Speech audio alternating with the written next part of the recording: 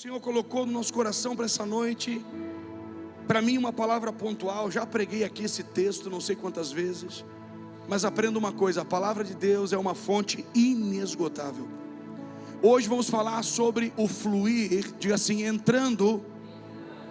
Vamos lá, irmão, tem que falar com fé. Diga: entrando no fluir do agir de Deus. Quer dizer que Deus está fazendo algo e eu posso não participar do que Deus está fazendo. Entrar no fluir do agir de Deus. Essa é o fundamento, a base dessa mensagem, o tema. A gente vai caminhar nesse texto. Abra comigo então 2 Reis capítulo 5.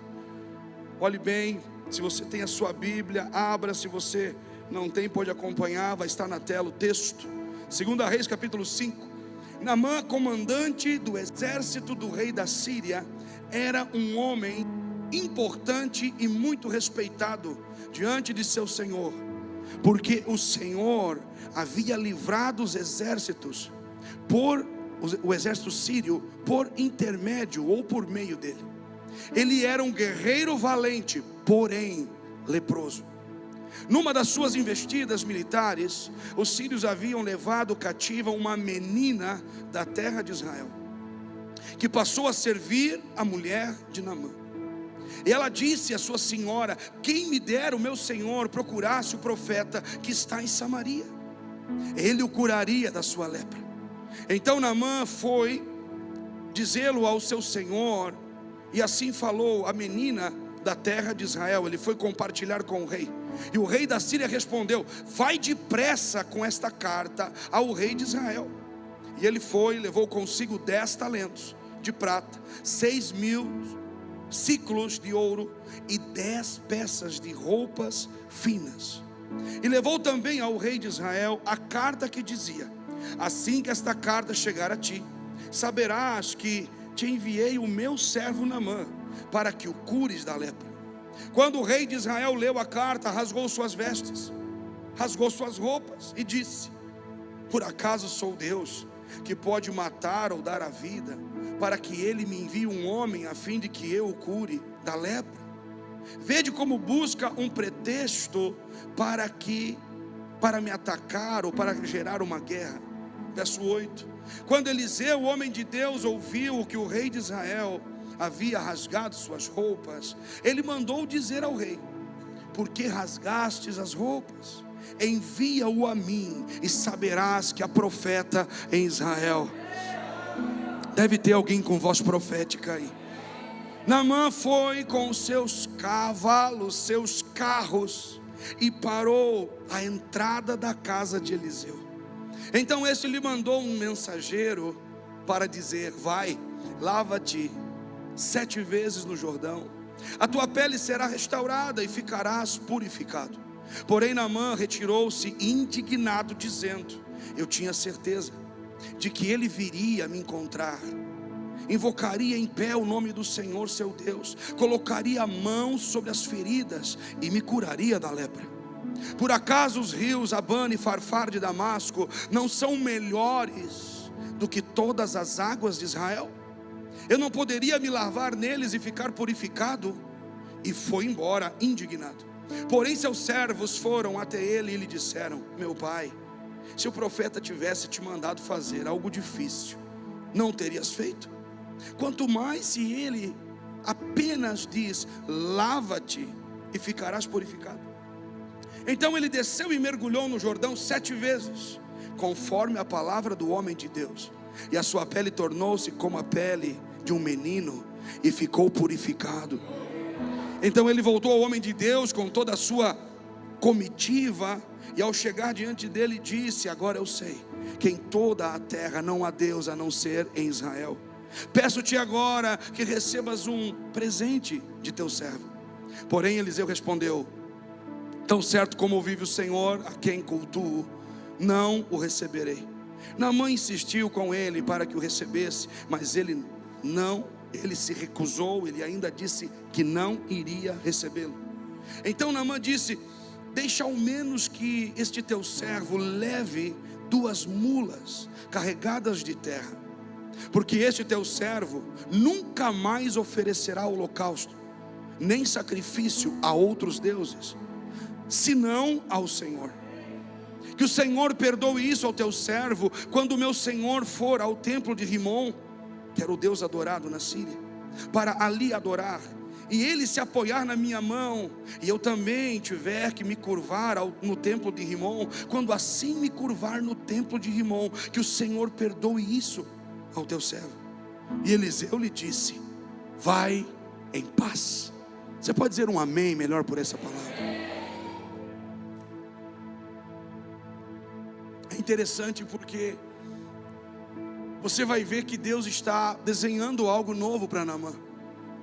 Naamã não é um homem qualquer. Naamã é um comandante do exército do rei da Síria. É um líder. É um homem com autoridade, é um homem com visão, é um homem com um certo tipo de entendimento. E você leu que era um homem importante. E vai dizer que o Senhor havia livrado o exército sírio por meio de Naamã. Talvez Naamã nem soubesse disso. Quantas vitórias Deus deu a você, e você talvez achou que foi a sua capacidade. Às vezes tem coisas que a gente vive e diz assim: uau, eu consegui. Olha o que eu conquistei. Olha o que o meu dom gerou. E olha o que você acabou de ler. O Senhor livrou um exército por conta de Naamã.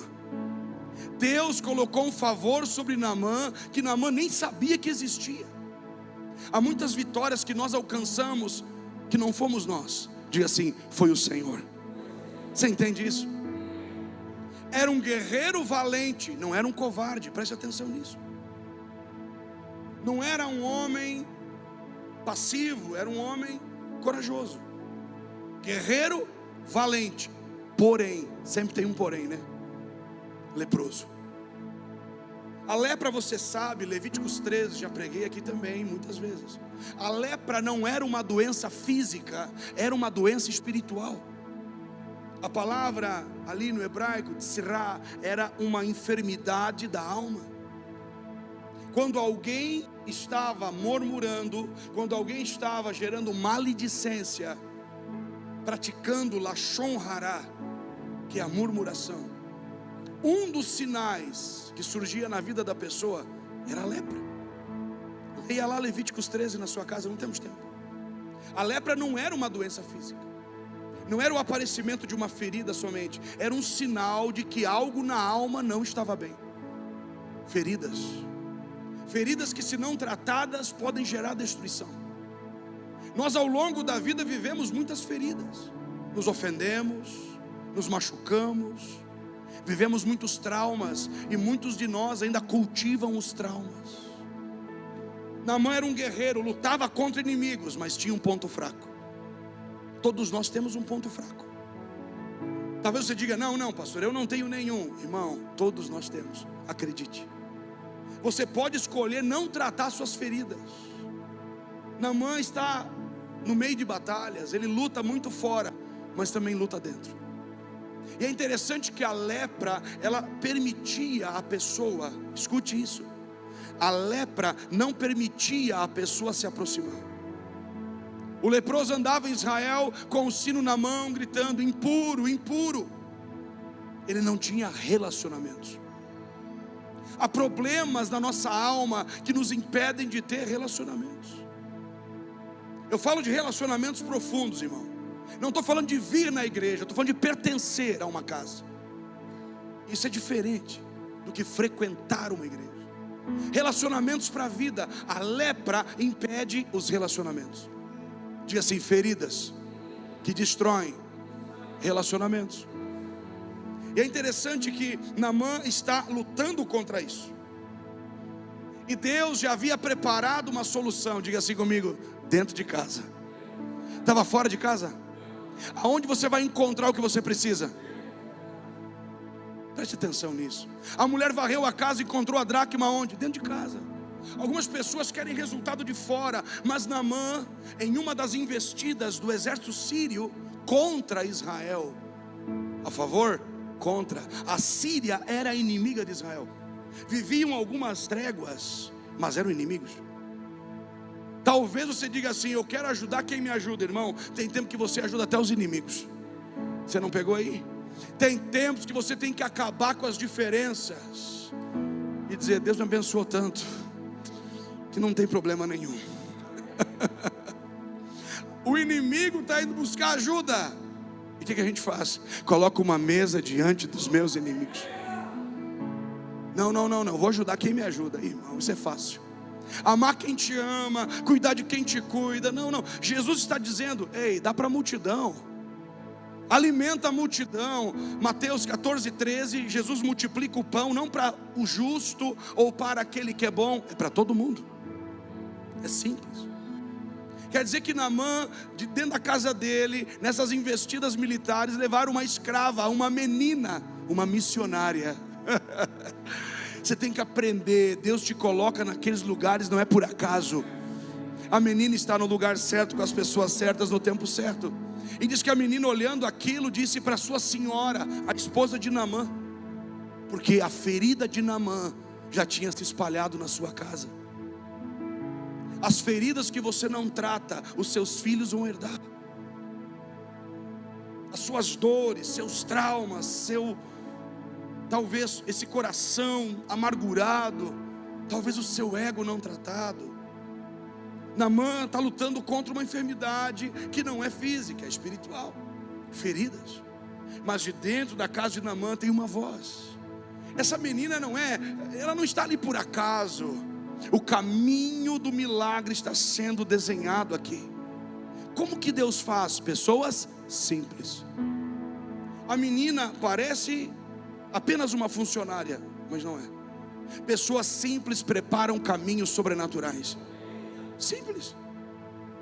Talvez você está num lugar e está dizendo: Deus, por que eu estou fazendo aqui? Você está naquele lugar porque Deus destinou você àquele lugar. Agora, não fique naquele lugar sem entender o seu propósito ali.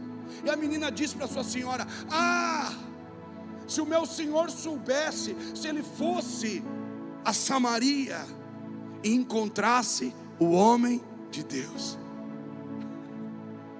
Ela não ficou calada, ela liberou uma mensagem, irmão. Isso é poderoso. Talvez a mudança para aquele ambiente onde você está com você o poder dessa mudança. Não está na mão de ninguém, está sobre você. E essa menina então, ela está se posicionando para isso, simples, porém com uma palavra.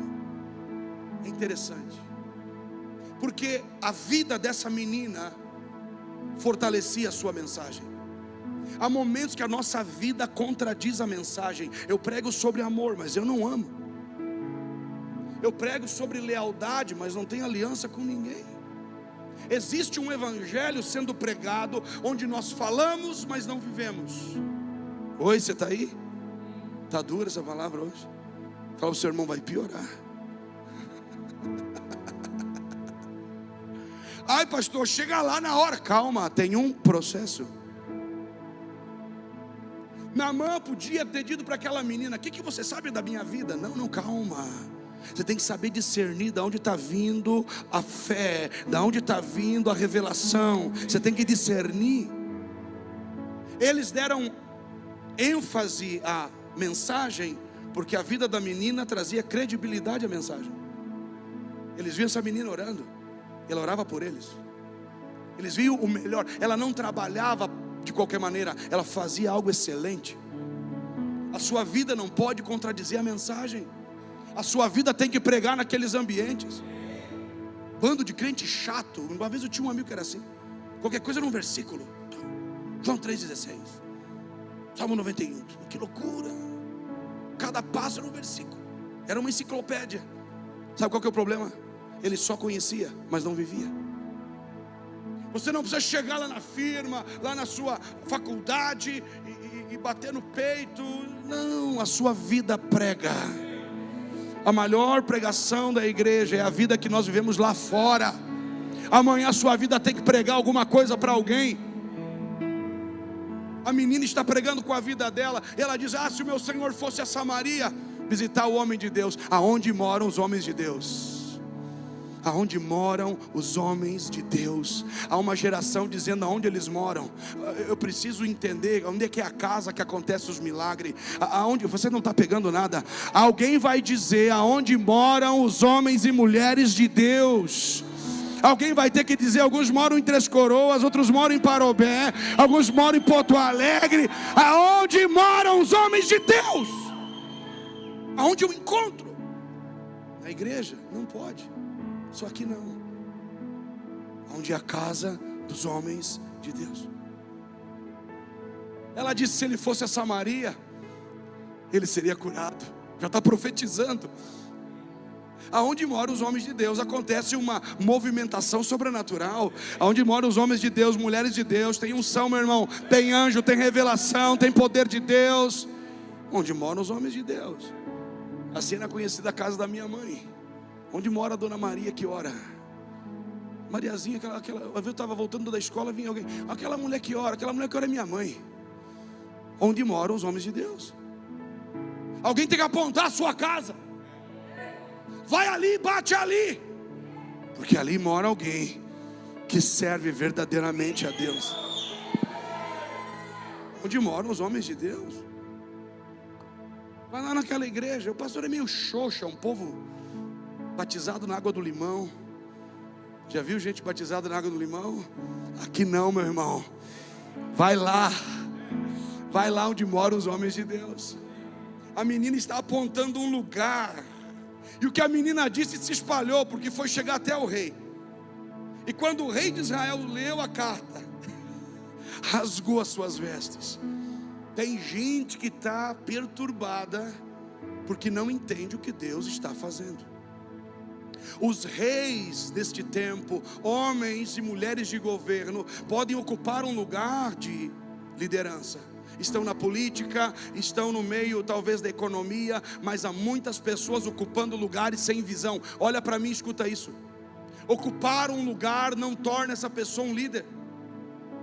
O rei, olhe bem, chegou a carta para o rei, ele se desesperou. Diga assim, pessoas, diga melhor assim, reis se desesperando. O rei se desesperou, mas quando o profeta soube, quando alguém que conhece Deus soube daquilo, disse, calma, alguém tem que entender o que Deus está fazendo. Pastor, mas eu sou lá profeta. Você é fruto de uma palavra de Deus. Você faz parte de uma geração profética. A geração que nesse tempo está vendo sinais se cumprindo.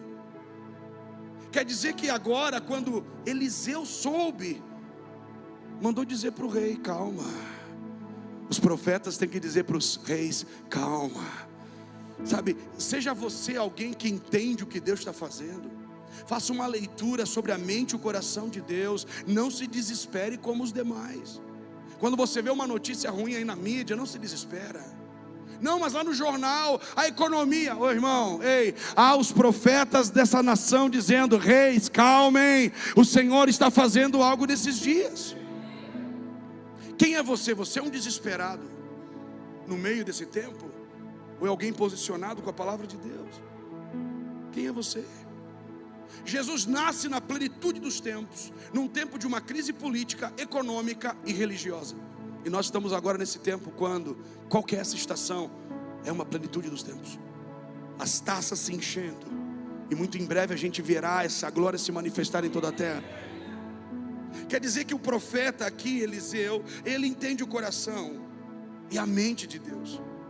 Fez uma leitura diferente. O profeta mandou dizer ao rei, envia-o a mim. Meu irmão, isso aqui é poderoso para você. Quando surgir um problema, não deixa na mão das pessoas. Pega você esse problema. A medida do problema que você resolve, a medida da recompensa que você recebe. Temos alguém que lida com bastante problema aqui, levanta a sua mão. Se você lida com problemas, é você o homem, é você a mulher que Deus vai estabelecer. Envia-o a mim, manda para mim, porque saberão que tem profeta em Israel. É alguém que traz solução. Olha, ninguém conseguiu acertar, dá para mim. Olha, isso aqui ninguém conseguiu fazer, dá para mim. Saberão que tem solução aqui. Eu vim dizer para você que é solução para esses dias. Solução. Você tem lidado com pessoas assim nesse tempo? Gente confusa? Eu também. Amanhã você diz para ele: o pastor falou de você lá na igreja ontem. O pastor até tocou no seu nome lá. Quem nós somos nesse tempo? Pastor, mas parece que Eliseu aqui está ostentando. Não, isso aqui é confiar em Deus. Envia-o a mim, e saberá que há profeta em Israel. Que eles possam saber o que há nessa igreja, que eles possam saber o que há na sua vida. Manda para nós aqui que nós resolvemos os problemas da cidade. Ah, mas não tem uma escola, vamos plantar uma escola, meu irmão. Ah, mas não tem um orfanato, vamos plantar um orfanato. Envia para nós. Esse aqui não tem jeito. Ah, é? Dá para nós ver, senão não endireita. Botamos no ciborgue profético, endireitamos ele. Não, mas esse aqui passou por vários lugares, não passou pela mão do Eterno. Manda para mim, quando você estiver num lugar que tem problema, diz: Deus, me capacita, eu sou a pessoa certa para resolver esse problema. Envia a mim, manda para mim, manda que eu resolvo. Os profetas da nação aqui do Brasil precisam dizer aos reis desesperados. Tem muito pastor desesperado, tem muita igreja desesperada. Aprenda a fazer uma leitura sobre o que Deus está fazendo. E o profeta disse: manda ele para mim, envia, e ele vai saber que tem profeta em Israel. Aí eles vão saber que tem profetas no Brasil, em nome de Jesus. Eles vão saber que a nossa nação não é feita de corrupção, de morte. Eles saberão porque há profetas nesse lugar. Verso 9. Naamã chegou, e chegou chegando. Naamã chegou com a sua comitiva. Ele chega com seus carros, seus cavalos, fazendo barulho. Como você chega determina muita coisa. Cuidado como você se aproxima. Existe um protocolo. Naamã, ele naquela hora achou que iria chegar bem, mostrando o que ele tinha. E nós precisamos saber como nós chegamos. Naamã chegou fazendo muito barulho, mostrando o que ele tinha. E nós temos uma cultura nesses dias. Nós olhamos para as pessoas, escute isso, e nós medimos as pessoas pelas suas posses. A gente mede a pessoa pelo número de likes que ela tem, pelo quanto de seguidor ela tem. Isso não é nada. Nós achamos que a pessoa é o que ela tem, logo compro, então existo. Inclusive na igreja nós temos uma cultura, abra seu coração e pegue isso: os amadurecidos são os bem-sucedidos. Olha esse irmão, nossa, Deus está com ele. Isso não é prova de nada. Quando Naamã chegou, ele chegou fazendo barulho. Muita gente chega assim. Agora, se aproxime da forma correta. Diga assim: se aproximar em humildade. Você está aí, meu irmão? Ele chega, verso 10. E quando ele chega, o profeta recebe ele. Mandou um mensageiro e disse assim: vai lá e diz para ele entrar no Rio Jordão e mergulhar 7 vezes. Aqui começa o fluir do agir de Deus. E nós não entendemos. Não entendemos. O profeta não foi recebê-lo. Aqui é um teste. Às vezes nós queremos um evento, sabe? A gente tem que chegar a um evento. E às vezes Deus não quer nos guiar a um evento, quer nos guiar a um tratamento. Às vezes não é um evento. Às vezes o teu milagre está vindo, mas entre você e teu milagre tem um processo. Já passou por isso? Eu muitas vezes. Por que Deus não faz assim e não muda? Porque Ele não faz, porque o processo fará bem a você. Pode não parecer agora, mas te fará bem esse processo. Você não está dizendo nem amém. Está preocupado. Pastor, mas eu queria chegar assim. Não. O profeta não recebeu, mandou o mensageiro. E como é que reagiu Naamã? Como a gente reage a um não? Você fica feliz assim? Essa cara que você faz? Hein? Assim, eu gosto tanto de tomar um não de Deus. Indignado. Coloca para nós o verso 11. Bota aí na tela, verso 11. Você vai ver aqui. Olhe bem. Olha a reação do homem que está ali para receber o milagre. Porém Naamã retirou-se. Fala ali, hein? Tem vezes que nós nos indignamos. Deus podia fazer da forma como nós queremos que Ele fizesse. Nós achamos que Deus é obrigado a fazer segundo os nossos planos. Naamã se retirou indignado, porque o protocolo de Deus é diferente, é outro, não é como nós achamos. Deus vai levantar agora um libertador para Israel. Israel vai sair do Egito. Quem que vai ser esse libertador? Moisés, pesado de boca, disse para Deus: não, Deus, pega outro, chama outro. Não é você. O protocolo de Deus, a forma como Deus faz. Às vezes nós queremos isso, que Deus faça da nossa maneira, e isso nos indigna. A gente se frustra com os planos de Deus. A religião se frustra com os planos de Deus, porque os religiosos esperavam um Jesus, sabe, diferente, mais duro, com cetro de ferro, quebrando todo mundo. E quem vem? Um rei de amor, um rei que serve. Ele é assim, ele faz diferente. Pastor, por que eu estou vivendo isso? Porque o protocolo de Deus é diferente do seu, só por isso. Pastor, e como é que eu atravesso isso? Confiando em Deus. O que Naamã vai começar a viver é um batismo de confiança. Esses mergulhos não é um banhinho, é um batismo. Esse problema que você está vivendo talvez seja um batismo. Ei, aquela crise financeira talvez seja um batismo de coragem, um batismo de ousadia. Você nunca foi batizado assim? Eu inúmeras vezes. Eu achava que era um problema e na verdade era um batismo. Eu achava que era uma crise, na verdade era um batismo. Pastor, mas eu já me batizei. Irmão, isso aqui é profético. Não é um batismo como você fez das águas, não é isso. Mas é um batismo que vem do céu. É um batismo de coragem, de ousadia. Eu sinto dizer para pessoas hoje aqui: esse problema, mude o nome dele, é só um batismo. É só um batismo. É mais um batismo. É mais um mergulho nas coisas de Deus. Naamã sai indignado por isso, porque há momentos que nós nos frustramos com os planos de Deus. Mas Deus falou, e agora? Calma, a frustração é parte do processo. Frustrado por Deus. Deus falou, Deus disse, e agora isso? Antes de dar tudo, Ele pode tirar algumas coisas. Antes de colocar sobre o muito, você tem que ser fiel no pouco. Então esse processo do agir de Deus, os nossos planos e o agir de Deus. Diga assim comigo: os nossos planos. Você é muito desanimado. Diga: os nossos planos e o agir de Deus. Quais são nossos planos? Muitos. A Bíblia diz: muitos são os planos do homem, mas o que se estabelece é o propósito de Deus. Mas então não faço mais plano. Faça. Você não entendeu? Os teus planos atraem o propósito. Mas se Deus mudar os teus planos, olha para mim, você faz essa carinha linda?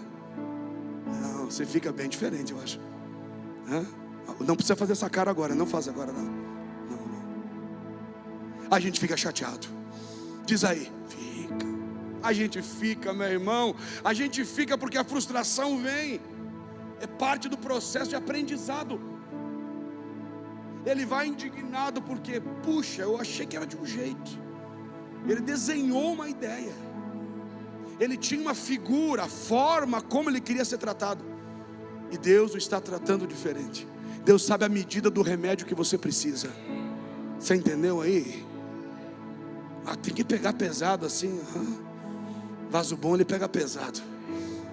Nossa, então eu sou um vaso bom. Como Ele me ama. Como eu sei que Deus me ama. Vamos lá. Pastor, é quando eu estou sendo, sabe, queridinho. Oh, Júnior, oh, baby. Não. Ele recebe. Ele ama e disciplina o filho que recebe. É simples. Isso não é dor, isso não é sofrimento. Isso só é a morte da nossa vontade. E nós temos os planos de Deus, os planos do homem e o agir de Deus. Naamã tinha planos e Deus tinha um agir. Quando Deus frustrar os teus planos, fica tranquilo, é porque está perto o agir de Deus. Não tem ninguém pegando essa palavra aqui, pelo amor de Deus. Pastor, deu uns planos frustrados. Calma, está chegando o agir de Deus. Ele frustra os planos. para nos mostrar o agir. É a maneira de Deus fazer as coisas. E aí ele diz: eu imaginava que o profeta ia vir, ia botar um tapete vermelho, ia botar uma mesa, ia servir um refresco, botaria a mão na minha enfermidade, faria uma oração bonita. Oh, glorioso Pai, poderoso Deus. Aprenda, você cresce com os nãos de Deus. Naamã desenhou uma ideia, Deus foi lá e disse: não, vem, quero te mostrar o meu agir. O teu plano é pequeno, o meu agir é maior do que teu plano. Mas essa aqui é a frustração profética. Quantas vezes eu tive que fazer isso aqui na igreja? Frustrar as pessoas. E não é por mal que a gente frustra, viu, irmão? Não é por mal, não é por mal que eu frustro. Você me mandou uma mensagem no WhatsApp, eu não respondi. Ficou coitadinho, frustrado. Eu não digo mais para o pastor, não vou mais na igreja. Oh, meu Deus. Oh, cuti. Uma vez se formou uma fila aqui. Não, o pastor vai orar. Eu peguei um jovem e falei: ora por todos eles aí. Aí, irmão, esse povo ficou endemoniado, irmão. Esse povo ficou bravo. E eu saí ali, fui tomar uma água. Frustrei. As frustrações proféticas. Eu achei que Deus ia falar para me animar. Ele disse: eu vou quebrar você, mas depois vou restaurar. E vou te dar uma forma que você nunca teve. Uma vez frustrei um irmão aqui, plantamos a igreja, e esse irmão vem, bateu no peito e falou: pastor, tu tem que fazer isso, porque Deus me mostrou isso, você tem que andar assim, pastor. Eu falei: ih, irmão, furada. Não. Saiu da igreja. Aí falou um monte mal da gente, falou mal de mim. Dali uns tempos apareceu aqui: oh pastor, te ajudo, não tem problema nenhum. Só frustrei esse irmão porque disse não. Uma vez saiu uma família de outro estado, veio aqui no culto de sexta-feira, pau pegando, fogo, gente curada. Chegaram ali, a mulher com um presente. Eu vim trazer um presente para o profeta. Alguém me chamou: pastor, queria falar com o senhor. Tudo bem? Olá. Hã? Esse aí? Não. Esse? Não, você não entendeu. Eu quero falar com o pastor. Esse? Não, vocês não entenderam. Esse é o líder do Desafio Jovem.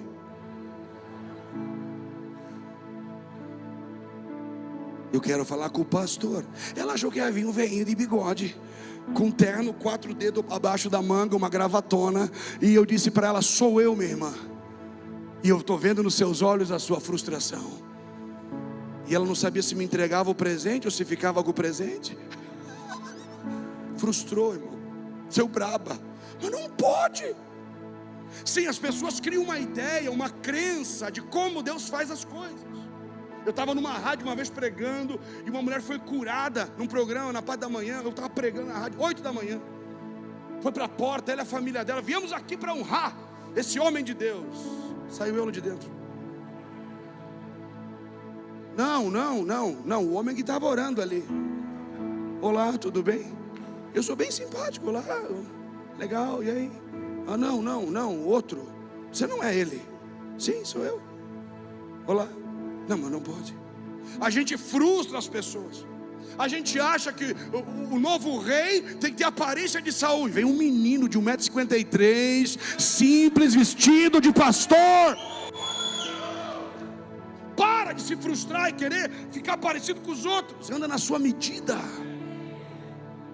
E ele vai frustrar você umas quantas vezes. Eu achei que o casamento era bom, irmão. 28 anos casado, me falaram que era bom. Depois virou uma luta. Me frustrou. Apaixonado e frustrado. Mas vai melhorar. Aí um dia o irmão para me ajudar disse: olha, tem a crise dos 5. Passei os 5, veio o 7, bomba, tiro, facada. Disse: Deus. Aí o irmão um dia me disse: é uma eterna batalha. É. Não para. Tem irmão rindo: meu Deus, eu me identifico. Mas é assim, irmão. Frustrado. A gente se frustra. E aquela frustração Deus pode usar, porque depois da frustração vem uma promoção. Eu já frustrei muita gente aqui. Muita gente. Mas muita gente. Quem caminha perto de mim eu frustro.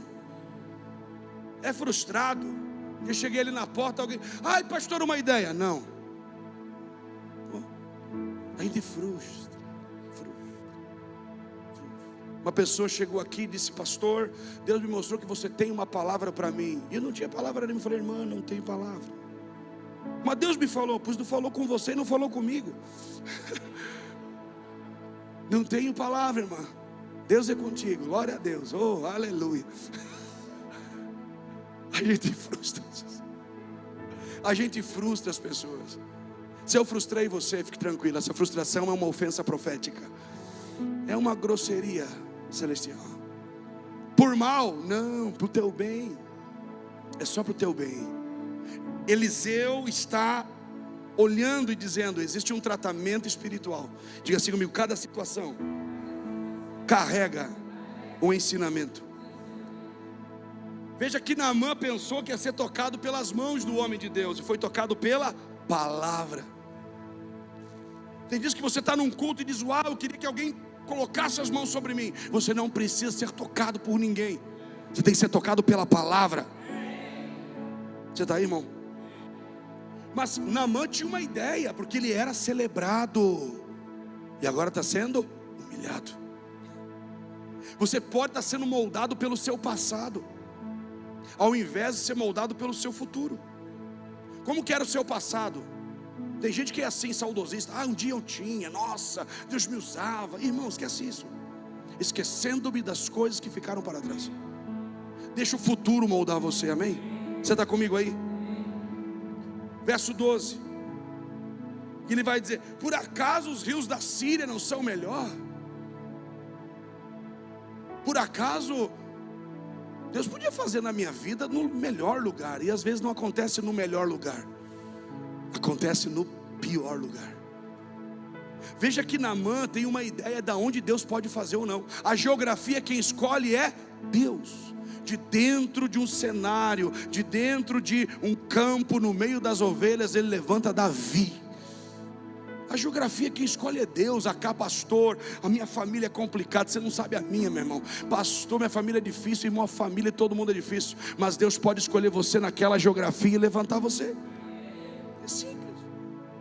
Às vezes nós achamos que Deus quer uma geografia favorável. Ele não precisa disso. Ele vai tirar você de uma geografia espiritual. Ele está tirando Naamã de uma ideia. Por acaso os rios da Síria não são melhores? Isso revela descontentamento. Olha para mim. A frustração em relação aos planos gera descontentamento. Naamã mostra descontentamento. Já teve descontente? Pá, estou descontente com a casa, com o carro, com a família, com o salário. Cuidado com o descontentamento. Há pessoas que estão descontentes com a igreja. Ah, descontente. Deus podia fazer na minha vida naquela mega church, né? Lá é bom. Lá até o logo da igreja na frente é no painel de LED. Não, se eu cantasse lá, os anjos vinham. Não, se eu pregasse lá, meu Deus. Imagina. A gente quer dizer para Deus que ali Ele pode fazer. Esse é o problema de Naamã. Ele tem um preconceito sobre o agir de Deus. E nós temos um preconceito com o agir de Deus. Pastor abençoado, terno, gravata, sapato 5 cor. Esse é um homem de Deus. Aí Deus traz um menino, um jovenzito, simples, não tem aparência, talvez não tenha nem nome, mas tem unção. Nós temos, e olha para mim, você é cheio de preconceito, e os seus preconceitos podem impedir você de receber de Deus. Ah, hoje eu não orei, Deus não pode falar comigo. Que é isso, irmão? É importante que você tenha uma vida de oração, mas de repente na correria do seu dia você disse: meu Deus, hoje eu não consegui orar 1 hora e nem ler os meus 12 versículos. Calma. Não faça do seu tempo com Deus uma disciplina dura, triste. Não, tem que ser feliz. Nós temos um preconceito muito grande, muito grande. O preconceito da gente às vezes não está aparente, mas está ali interno, quieto. olha para uma pessoa e julga o livro pela capa. Como que Deus pode usar alguém assim? Tem problema na vida? Sim, Deus usa a gente com problema. O que você tem a ver com isso? Mas nós somos preconceituosos. Não, Deus fala comigo depois do jejum de 40 dias. Deus fala com você todos os dias. E não que você não tenha que fazer um jejum. Naamã é preconceituoso. Para ele a ideia era outra. E Deus está quebrando os preconceitos de Naamã. Vamos avançar. E ele vai dizer: eu queria que Deus fizesse lá nos rios da minha vida, da minha casa, da minha geografia. Por acaso os rios Abana e Farfar não são melhor que as águas de Israel? Por quê? Porque os rios da Síria nascem na montanha, nascem no alto. Ele já queria subir.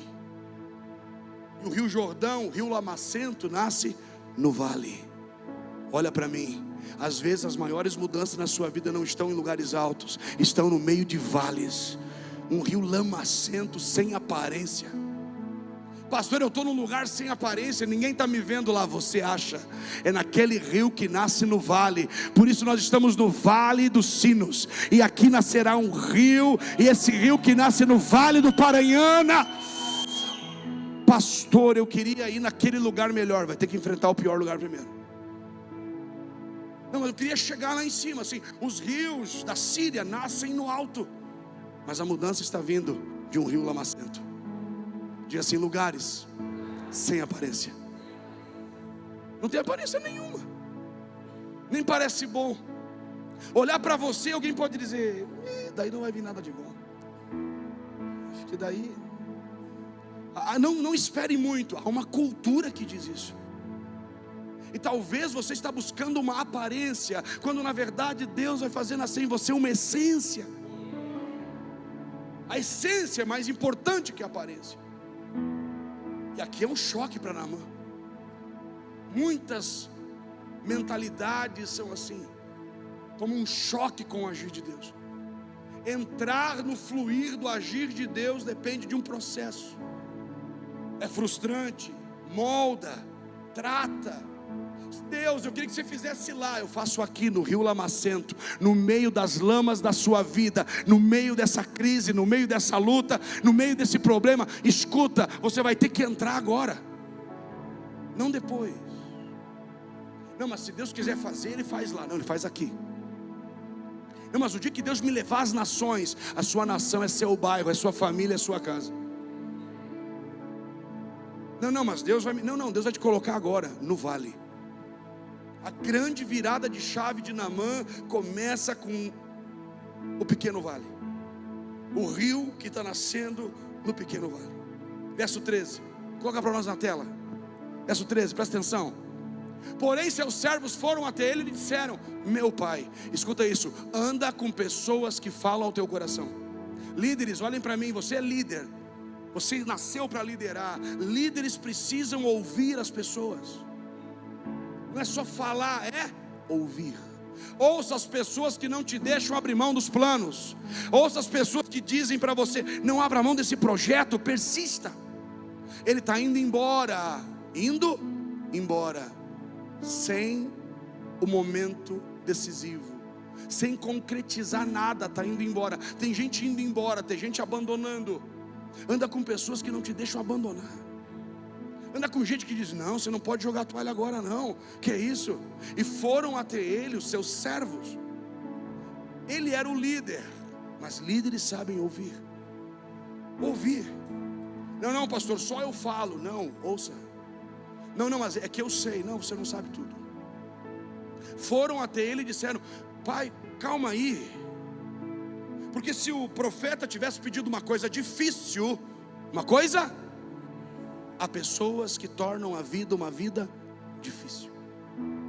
Até sair da boca dela: nossa, é difícil. Como é que tá, irmão? Ah, é difícil.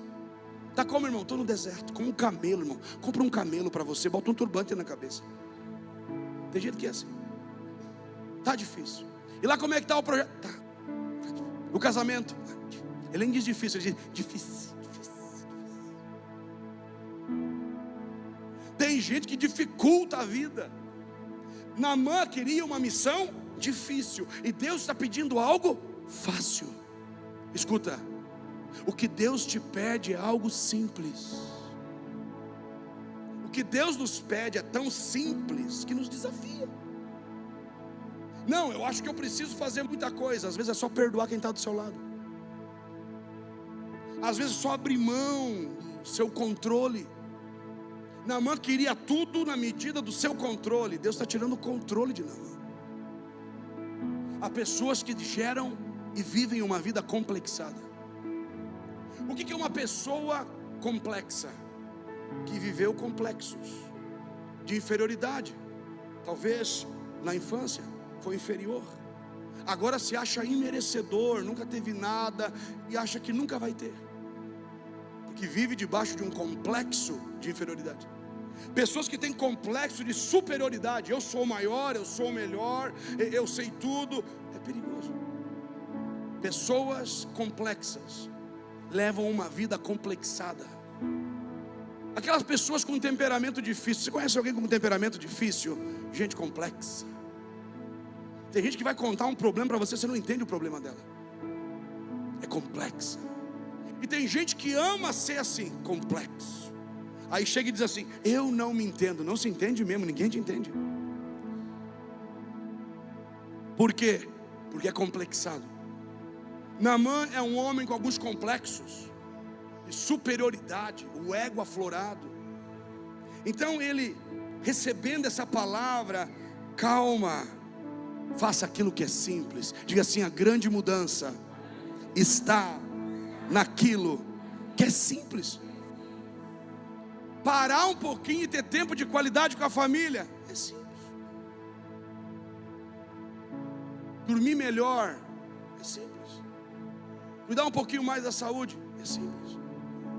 Um primeiro passo simples, levando a um grande tempo de transformação. Você está aí, irmão? Então eles vão até ele e dizem assim: calma, porque é algo simples, para de ser complexado. E esse resultado começa a aparecer, verso 14. Então desceu, teve que? Teve que o quê? Não, bota o 14 aqui, não, aqui está na tela, olha esse aqui, benção. Oh, cheira macai. Aí me surpreendeu. Oh, I love you. Ei, Marquinho, o cara é fera. Na tela vai estar lá, só para calar a boca de quem estava dizendo: não está na tela, está na tela. Então ele subiu. Oi? Teve que descer do carro e descer no rio Lamacento. O caminho da exaltação é a humilhação. Desce. Antes de subir para os frutos da sua vida, desce na raiz. Desce. Quem sabe o que você não está vivendo é porque você não desce. Desce, cara. Desce desse lugar que você se colocou. Desce um pouquinho, irmão. Desceu e mergulhou. Para Deus, como você faz as coisas é tão importante quanto o que você faz. Olha para mim.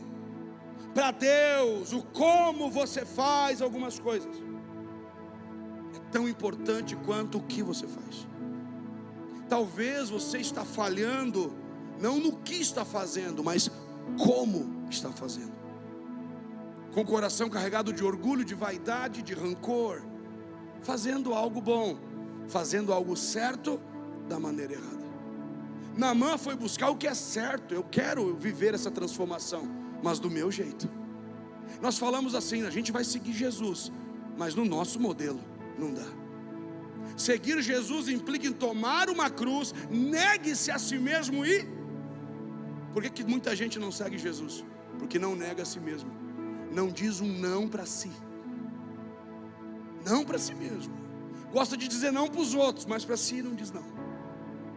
Naamã está passando por esse processo de entender que Deus está olhando não o que você está fazendo, mas como você está fazendo. Eu posso pregar aqui para tentar ostentar, eu posso cantar um louvor bonito aqui para você me aplaudir. Parece a coisa certa, mas está sendo feito da maneira? Você está aí, irmão? Fazer essas coisas do jeito de Deus sempre é melhor. E aqui acontece o ponto de quebrantamento. Diga assim, quebrantamento. Porque até aqui o coração de Naamã está assim, mas será, meu Deus, descer nesse rio lamacento. E para descer e mergulhar, ele teve que tirar o quê? A armadura de general. Teve que tirar seu orgulho, tirar sua vaidade, ser vulnerável. Tem gente que não é vulnerável, irmão. Acho que chorar é pecado, ser fraco é pecado. Irmão, escute isso. Vulnerabilidade é força, é poder. Alguém que pede ajuda é poderoso. Tem gente que fica com o escudo, sabe? Você sabe que o cara está morrendo, sabe que o cara está mal e ele está ali. Não é necessário que você abaixe seu escudo. Diga assim, tirar a armadura. Tira a sua armadura hoje, irmão. Mas pastor, vão ver a minha ferida. A ferida só é curada quando é exposta. Você está aí, meu irmão? Não tenha vergonha das suas feridas. Deus está pedindo, tira a sua armadura. Tira a sua armadura. Um dia nós estávamos aqui numa reunião de líderes, vocês lembram disso? E eu parei ali no meio dos líderes, falei, gente, ora por mim, eu não estou bem. Tem gente que o pastor deve estar em pecado, não está bem. O que Deus será? Pastor Raquel deve ter brigado com ele. Depois o irmão veio me dizer, pô pastor, isso ali me encorajou. Como é bom caminhar do lado de gente como a gente é. Que anda os personagens por aí, já viu o pastor? Pastor Superman? Ele anda com uma capa brilhante dizendo, eu tenho todo o poder, toda a força. Não existe homem que tenha toda a força. Ninguém faz nada grande sozinho. A gente precisa dessa ajuda.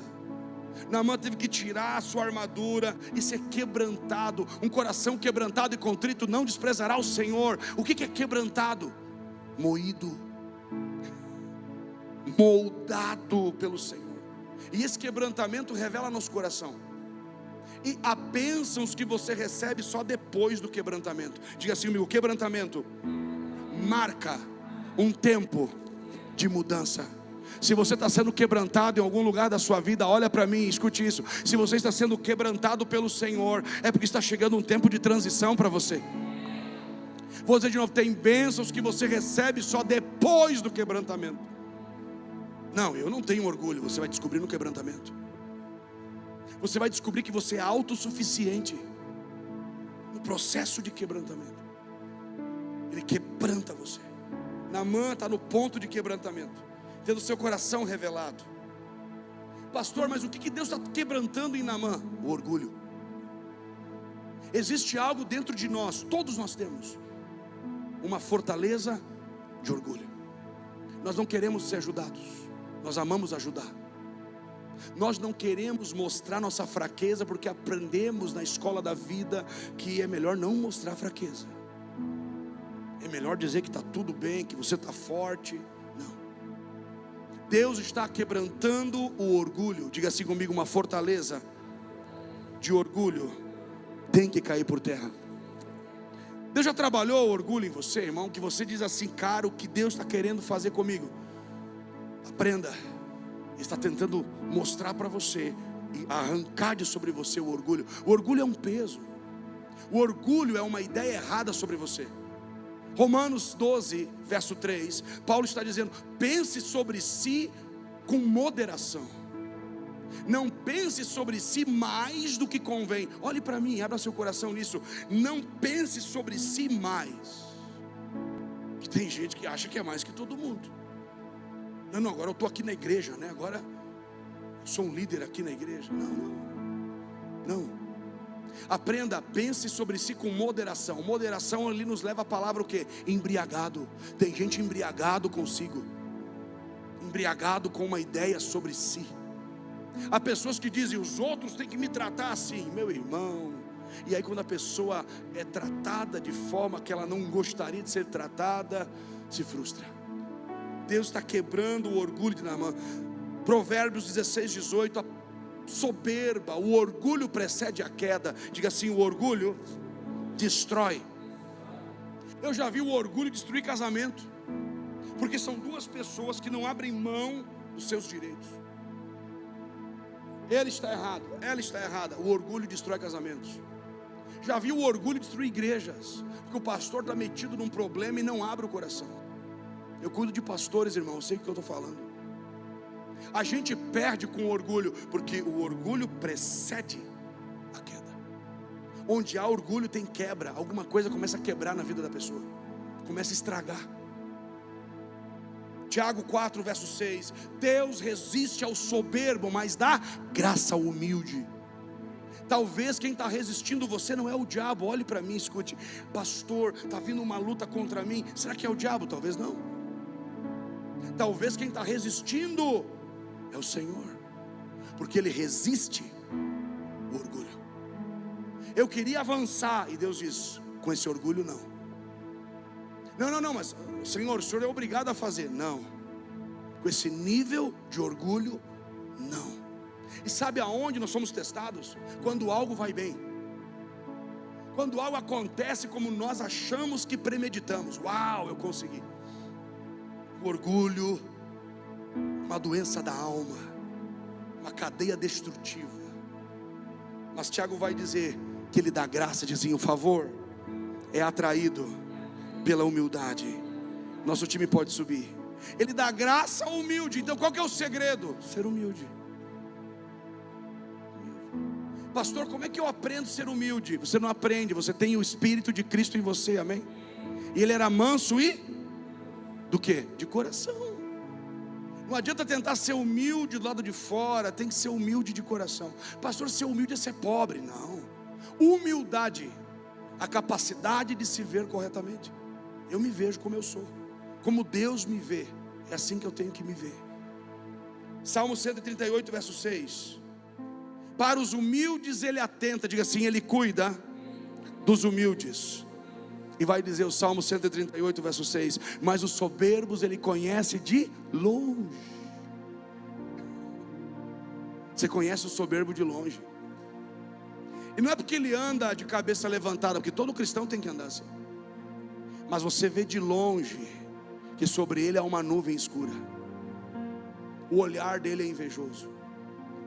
O coração não é quebrantado. Vem num culto, poderia quebrar o coração, as lágrimas fluir. Não se entrega genuinamente. Ele conhece de longe. Você pode enganar as pessoas, você não consegue enganar o Senhor. Quando você acha que tem o controle, Ele vai lá e tira, e leva você a um ponto de quebrantamento. Assim como Naamã está aprendendo que ele tinha algo dentro dele que era pior que a lepra, pior do que a ferida do lado de fora, é o orgulho. E tem gente assim, por orgulho não pede perdão, por orgulho ainda fica brigando, discutindo, dizendo: eu tenho razão. 2 Coríntios capítulo 16, verso 9. Esse texto bota na tela. 2 Crônicas 16, 9. Olha o que diz.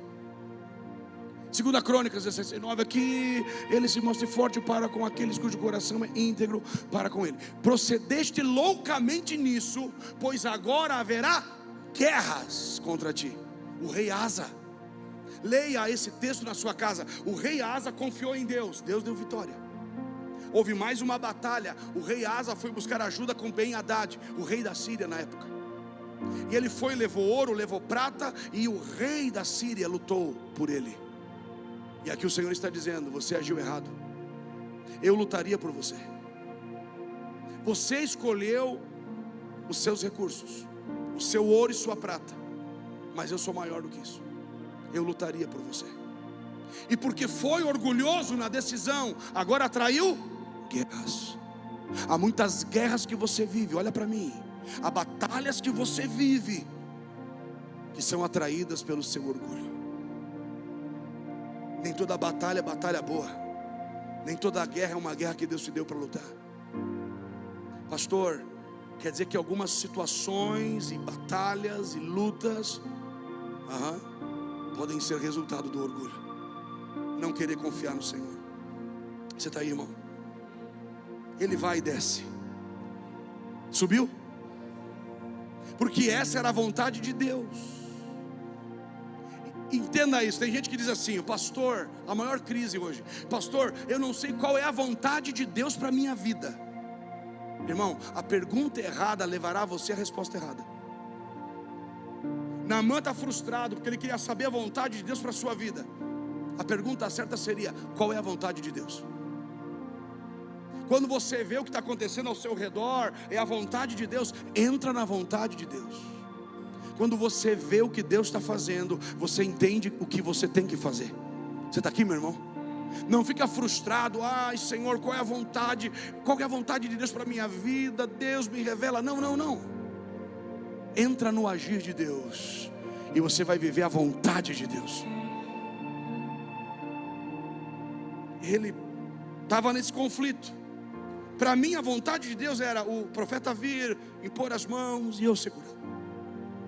Isso não daria barulho, isso aqui seria em silêncio, e eu ia embora, e ninguém ficaria sabendo. Há momentos que o Senhor escandaliza, porque muita gente tem que saber o que Deus está fazendo. Você está aí? Então entrar no fluir do agir de Deus. Pastor, mas é tão difícil obedecer, irmão. Se você tem um problema com obediência, Naamã tinha um problema com obediência. Ele queria que as pessoas obedecessem, mas ele não obedecia. Toda vez que você tem um problema com obediência, saiba que você tem um problema com amor. Naamã amava mais a ele mesmo, seu título, sua posição. E aqui ele está aprendendo a amar a Deus. Diga assim: cada mergulho, um nível de experiência. O mergulho de Naamã, cada mergulho era um batismo com as experiências. E o nível das tuas experiências com Deus será determinado pelo teu amor por Deus. Pastor, eu queria ter uma experiência com o Senhor. Você ama Ele? Não estou falando de amar a Deus quando está tudo bem. Estou falando de amar a Deus no Jordão, lamacento, quando não se tem nada, e você olha e diz: eu tenho tudo porque tenho o Senhor. Você está aí? Você não está aí, irmão? Para de olhar e dizer: e agora? Obedece, porque Ele levanta e Ele estabelece você pela sua obediência e não pela sua capacidade. Eu queria que Deus me desse aquilo, porque agora eu tenho um dom, eu tenho uma habilidade. Não, Ele vai te estabelecer pelo nível da tua obediência. Você está comigo? Sair da superfície. Naamã mergulha uma vez, levanta, nada. Uma multidão ao redor, os caras segurando a armadura dele, dizendo: meu Senhor, mergulha mais uma vez. Nada. Dá uma olhada, parece que até piorou. Já viveu um momento assim? Que parece que não melhorou? Você é muito santo, esqueci. Se eu sei me quero bem. Isso acontece comigo. Parece que em vez de melhorar, está piorando. Já aconteceu isso com você? Meu Deus, que estreito é esse? É porque está chegando no final desse ciclo. Aí fica estreito, é o buraco da agulha. Chega, nem que seja de arrasto, mas chega. Não deu para caminhar, então se arrasta. Não deu para andar correndo, então vem mancando que nem Jacó. Mas o segredo é não parar onde você está. Mergulhou de novo, terceiro mergulho, nada. Quarto mergulho, ele está saindo da superfície como nós temos que sair. Cristãos superficiais, amizade no culto é tchau, tchau, boa noite. Não abre o coração, não se envolve, não se entrega. Relacionamento superficial, casamento superficial. Saia da superfície, mergulhe na leitura da palavra de Deus. Está ensaiando ler a Bíblia há quanto tempo? Está tomando um pau do capeta porque não tem palavra na vida. Glória a Deus, irmão. Nem glória a Deus fala, né? Oh meu Deus. Não, ano que vem não, é agora. Não, mas eu vou começar a ler. Não, irmão. A palavra de Deus é alimento. Mergulhe na leitura da palavra, mergulhe na oração. Ai pastor, eu não tenho tempo de orar. Você tem, mas você escolhe não orar. Mergulhe na adoração, querido. Pastor, como é que é a adoração? É cantar? Não, adoração é uma vida. Adoração é servir ao Senhor. Se você vê algo para fazer, faça com esforço. Mergulhe na missão que Deus tem para você, mas mergulhe, não fica na superfície. Pastor, e Naamã está lá. Quinto mergulho, sexto mergulho. Já viveu isso?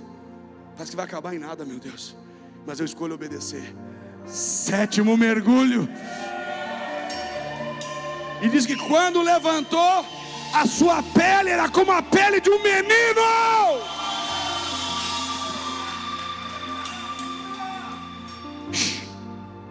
A fonte da juventude existe.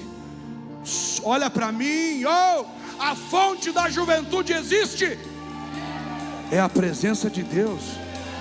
O cara era velho, moído, quebrado, escangalhado, levantou novo. A pele era como um menino. Deus transformou por dentro e por fora. E eu profetizo, no lugar da tua ferida, juventude e vigor. Tem gente que está piorando com o tempo, já viu? Eu encontrei um cara esses dias, ele é novo, parecia um velho.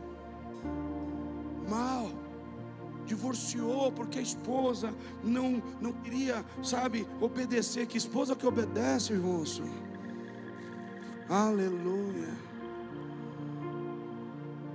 Daí eu não quis mais o casamento. Criança, você é uma criança, cara. Aí encontrei o cara, parecia, ele disse para mim: nossa, como você está bem. E nem botox eu fiz. Onde é que você anda? Eu mergulho num lugar chamado lugar da presença. Eu chego enfermo, Ele me dá cura. Eu chego cansado, Ele me renova as forças. Pelo amor de Deus, há um lugar que renova você.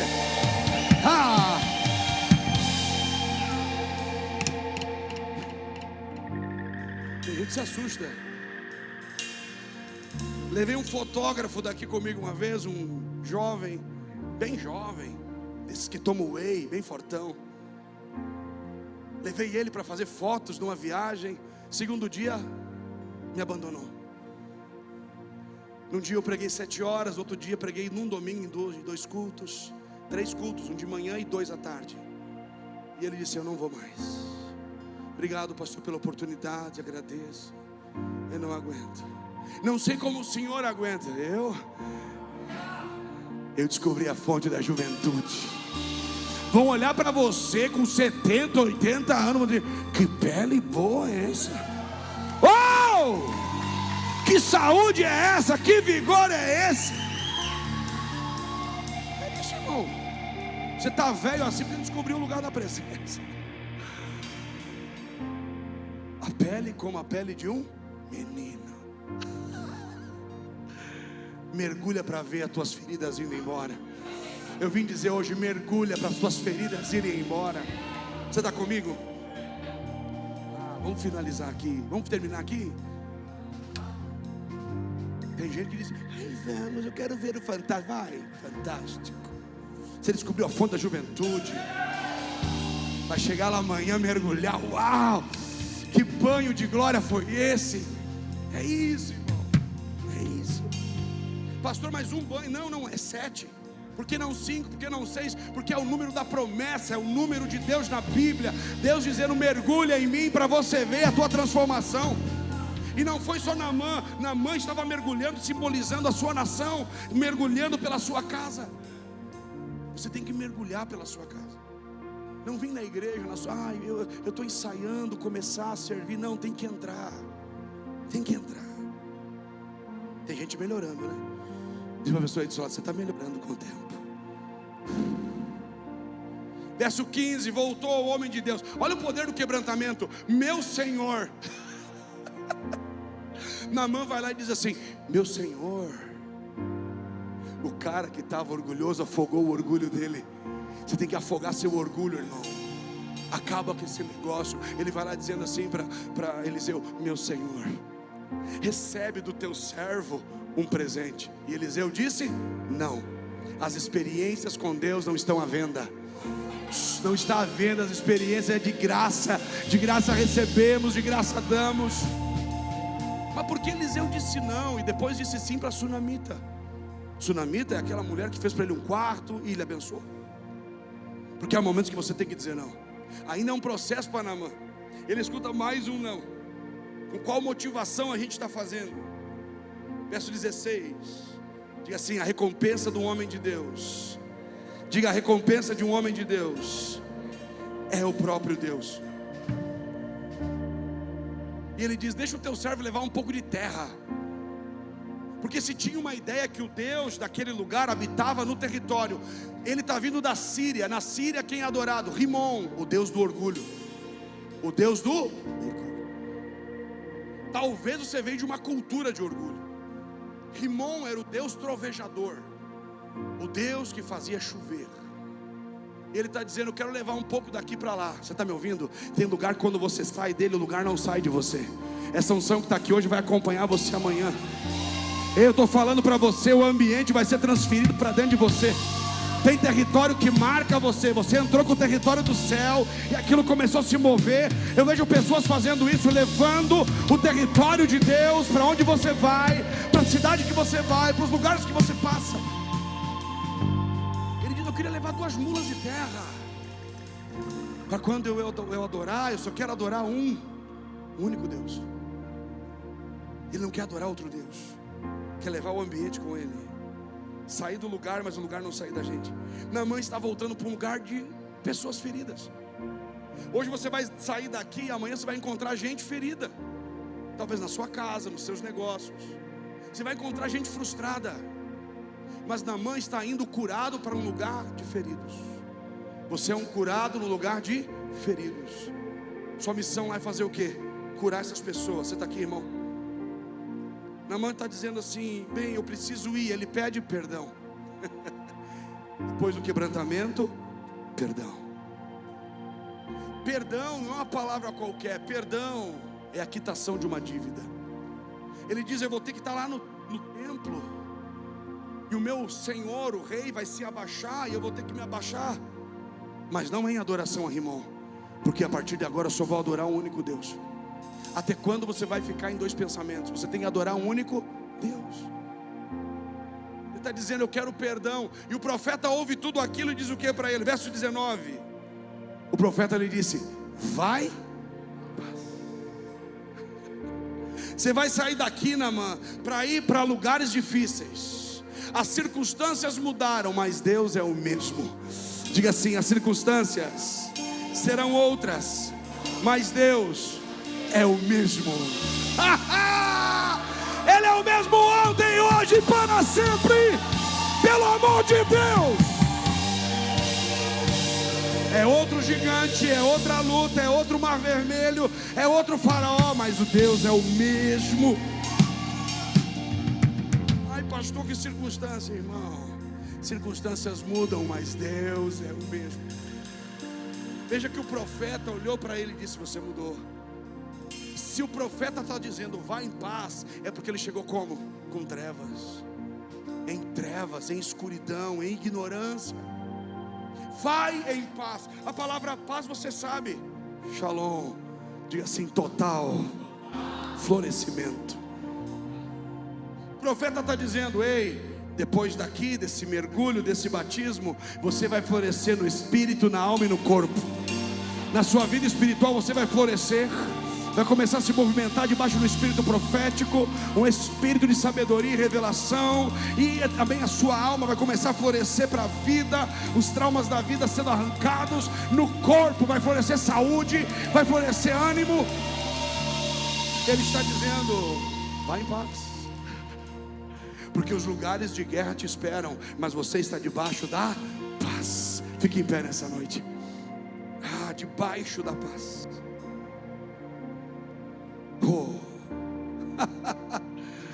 Pastor, o que eu faço?